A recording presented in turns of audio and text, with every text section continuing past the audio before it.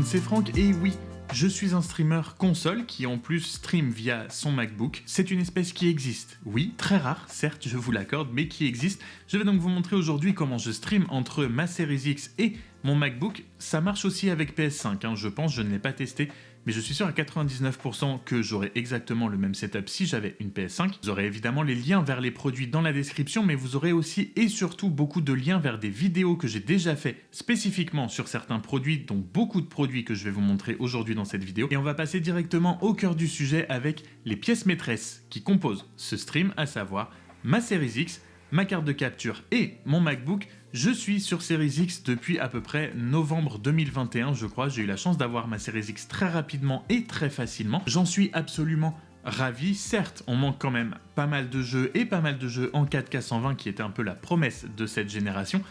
On va pas parler de ça aujourd'hui, on va parler uniquement du setup. En termes de performance, on peut donc évidemment faire du 4K 120, mais il y a très peu de jeux qui le proposent et les écrans en 4K 120 ne sont pas forcément nombreux et surtout très chers. Je joue donc en 1440-120. Je stream principalement des FPS, des jeux de course, mais notamment des FPS comme Warzone 2, Halo, Apex. Il y a quelques temps de ça maintenant, je ne fais plus Apex, mais j'y ai joué et voir mes jeux déjà en 1440 et en 120 images secondes, ça fait un choc la première fois et qu'on commence un petit peu à s'habituer à ça. Voilà, on redécouvre vraiment des jeux, même juste en termes de graphisme pur. Quand j'ai lancé Cyberpunk sur la Series X, c'était absolument waouh. Le jeu est incroyable. Bref, en termes de performance pure et d'expérience de jeu, avec par exemple aussi le Quick Resume qu'il y a sur la Series X, dont je suis absolument fan et dont je ne me lasserai jamais. En termes d'expérience de jeu, la Series X est une excellente console. Vous avez justement un lien en description sur mon avis complet sur la console. Mais donc je stream avec une Series X. Et pour envoyer ma Series X sur mon ordinateur et pouvoir streamer, j'ai maintenant une carte de capture qui est la HD60X de Elgato et qui a transformé évidemment mon stream, mais qui a surtout transformé les possibilités pour les streamers console, puisque c'est une carte de capture tournée vraiment spécifiquement vers les consoles nouvelle génération. Disons que son seul défaut et la seule chose qu'elle n'a pas, c'est de pouvoir justement de streamer et jouer en 4K 120 images secondes. Sinon, tout le reste est possible. Vous pouvez jouer en 4K 60 et enregistrer ou streamer en 4K 30, mais surtout pour mon cas personnel, je peux jouer en 1440 120 images secondes et streamer en 1080 60. Cette carte de capture a été vraiment celle que j'attendais. Je sais qu'il y avait avant d'autres cartes qui existaient comme la 60S, la 60S Plus que certains streamers consoles utilisaient. J'étais déjà habitué au 1440 120, donc je ne voulais pas faire un downgrade en gros de mon expérience de jeu juste pour pouvoir streamer. La 60X est arrivée et je peux continuer à jouer avec une résolution 2K et avec un haut taux de rafraîchissement à 120 images secondes et streamer en même temps. C'est tout ce que j'attendais. Et donc on a déjà les deux premières pièces maîtresses, ma Series X, ma carte de capture. Il ne manque qu'un ordinateur pour pouvoir envoyer le flux du stream et ça, c'est mon MacBook Pro. Oui, comme je vous l'ai dit, streamer console plus streamer sur Mac, ce n'est pas courant. Et il y a une bonne raison à ça, c'est que ce n'est absolument pas fait pour streamer un Mac, n'est-ce pas? On peut, je le fais. Mais mon MacBook Pro est un MacBook Pro de 2018, c'est un 15 pouces avec un Core i7, donc un Intel, et 16 Go de RAM. Pour reprendre, oui, pas mauvais jeu de mots, je m'en fous, mais ça rame sévère. Je pense très franchement qu'un M1 ou un M2 me donnerait la puissance qu'il faut, j'aurais absolument pas de problème pour faire tourner mon stream à 1080 60 images secondes. Avec le modèle que j'ai là précisément, déjà l'enregistrement, j'oublie. Je ne peux pas enregistrer via la carte de capture sur mon Mac. J'ai tenté, c'était très moche, je dois tourner à entre 10 et 20 images secondes à peu près quand j'enregistre. Mais par contre, pour le stream, j'ai trouvé le bon équilibre. Non, je le dis tout de suite, je ne peux pas streamer en 1080-60. J'ai très vite compris que ce ne serait pas possible. Je pouvais streamer en 1080, mais je tournais encore une fois à entre 10 et 25 images secondes, ce qui n'est pas très agréable à regarder. J'ai donc descendu un petit peu la qualité du stream. Je stream en 824p, je crois. C'est très bizarre, mais OBS me le propose, donc j'ai choisi ça. Et avec cette résolution-là, je peux streamer en 60 images secondes quasi constant. Je tourne entre 50 et 60 images secondes sur le stream, donc c'est largement regardable. Et surtout, j'ai préféré privilégier le nombre d'images par seconde à la résolution. Comme je vous l'ai dit, je stream pas mal de FPS, donc c'est quand même beaucoup plus important pour moi, pour les gens qui regardent, que ce soit fluide plutôt que beau. Maintenant que tout est relié, que la Series X est branchée à la carte de capture au Mac, tout ça, on peut streamer, c'est cool, mais il faut que je puisse aussi jouer. Et pour ça, j'ai acheté un écran gaming qui est le LG 27GN800B, qui est donc un écran gaming, c'est un Ultra Gear de chez LG. C'est un écran 1440p 144 Hz, donc si vous jouez sur PC, vous pouvez monter jusqu'à 144 Hz. Sur console, on est limité à 120, ce qui est déjà pas mal, mais donc l'écran ne me pose pas de problème pour jouer à 120 images secondes. Vous avez aussi juste ici la vidéo sur l'écran si vous voulez l'avis complet. C'est une dalle IPS, donc il y a de l'IPS Glow si vous voulez voir à quel point tout ça, je vous dis tout ça dans la vidéo dédiée à l'écran. Mais pour moi, c'est un excellent écran, comme je vous l'ai dit, c'est un IPS, donc les couleurs sont très belles. La luminosité est très suffisante. Et surtout, le 1440p à 120 images secondes est magnifique. Les jeux sont vraiment beaux. C'est tellement fluide. Quand on est gamer et qu'on passe pour la première fois sur du 120 FPS ou plus, sur un haut taux de rafraîchissement, ça change tout. Et juste, je me régale à jouer à vraiment n'importe quel jeu sur cet écran. J'ai eu Hogwarts Legacy aussi dernièrement. Le jeu est magnifique. Pour le prix qu'il fait, cet écran, je trouve que le rapport qualité-prix est absolument génial. Mais pour pouvoir afficher mon OBS, mon chat, etc., il me fallait bien un deuxième écran, oui, au moins évidemment. Maintenant que j'ai un setup à 2 écrans, je ne sais pas comment je ferai pour revenir en arrière, mais mon second écran et celui qui était mon principal avant, c'est aussi un LG, c'est un ultra-wide de 29 pouces qui lui est en 1080 que j'ai mis en vertical. Donc du coup un ultra-wide en vertical, je peux vous dire que j'ai de la place et je peux ouvrir plein de choses dessus, il n'y a pas de problème. Mais du coup, tout est affiché sur ce deuxième écran.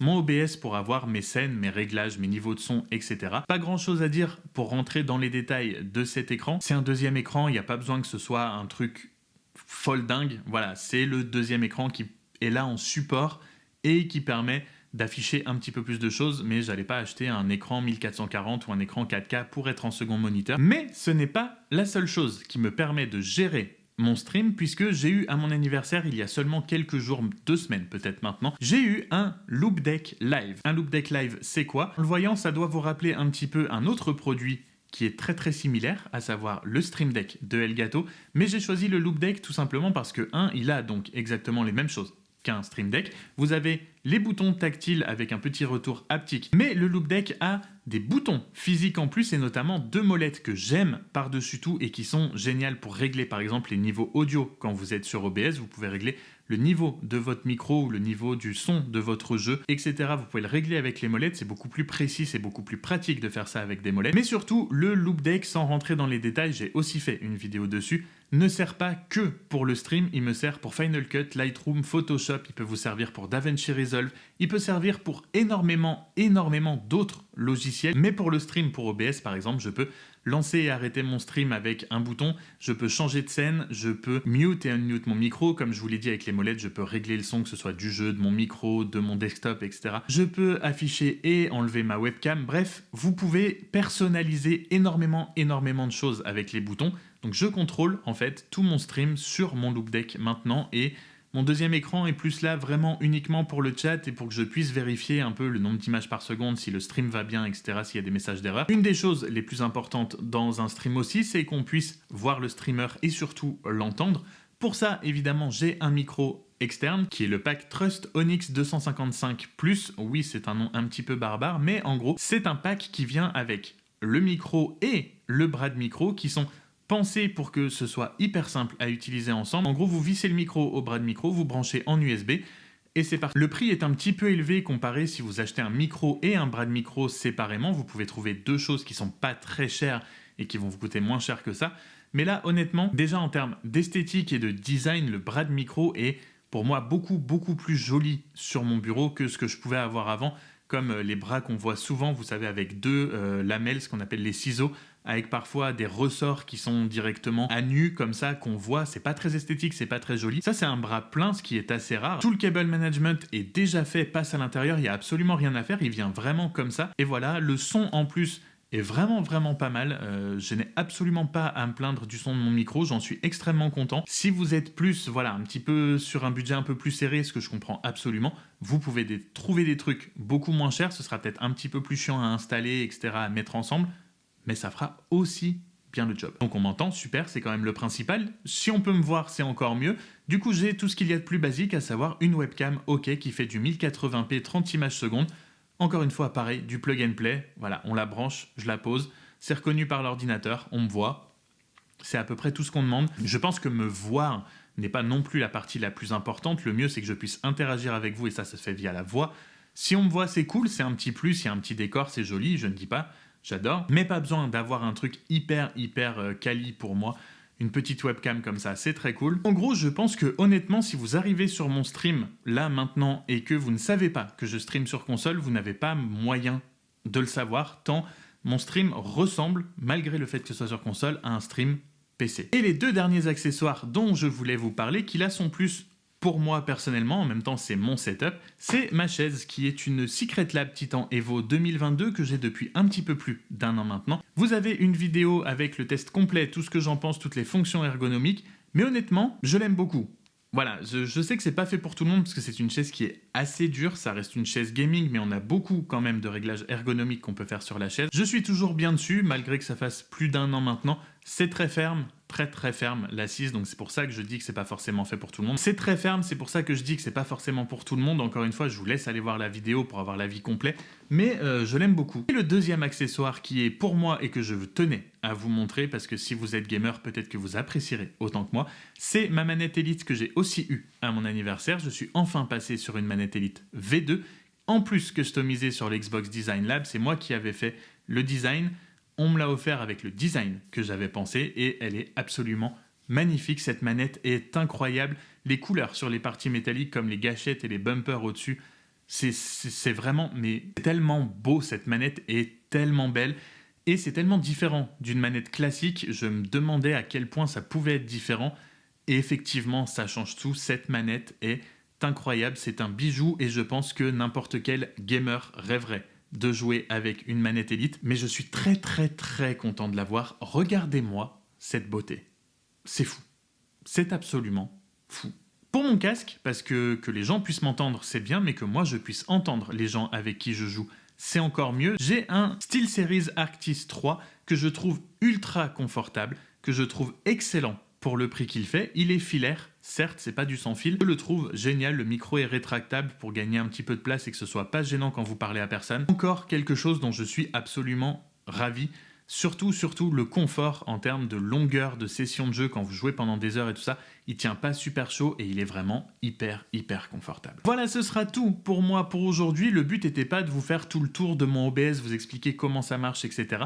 Juste sachez que si vous streamez sur console et que vous avez un Mac, oui, vous pouvez aussi avoir un stream de qualité. Donc, si jamais vous hésitiez à vous lancer sur console, n'hésitez plus, c'est possible.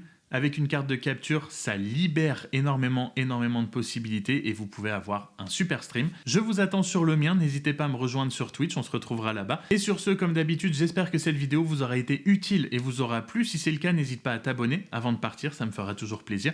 Et on se retrouve bientôt dans une nouvelle vidéo. Prenez soin de vous. Salut!